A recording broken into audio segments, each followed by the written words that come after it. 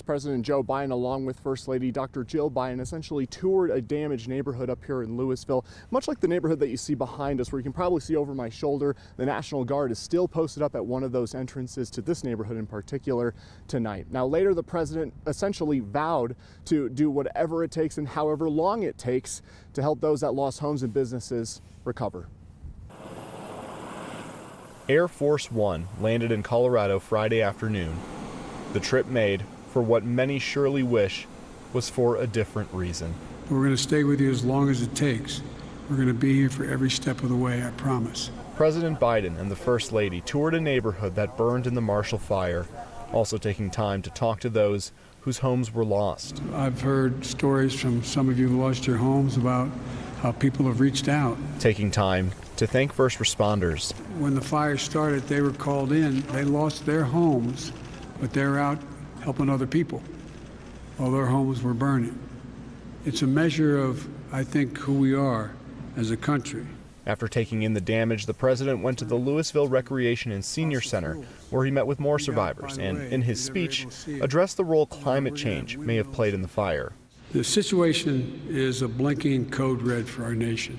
And, we can't ignore the reality that these fires are being supercharged. They're being supercharged by change in the weather. In the end, the president making a promise many hope is kept. And folks, look, I intend to do whatever it takes, as long as it takes, to support you, your state and local governments, to help you recover and rebuild these communities. Now, on that note of climate change, the president also brought up in his speech today the role that he says played in more recent events that happened here in Colorado. He even brought up the Grizzly Creek fire that happened in 2020 and the eventual mudslides that happened over on I-70 over in Glenwood Canyon. And Kyle, Dr. Jill Biden, First Lady Dr. Jill Biden also spoke today at the podium. She, of course, also thanked those first responders that came to this fire. And I thought, interestingly as well, she acknowledged all of the folks that lost pets. I think we've been so focused on loss of life and loss of homes that there hasn't been as much discussion about that, but the First Lady brought it up.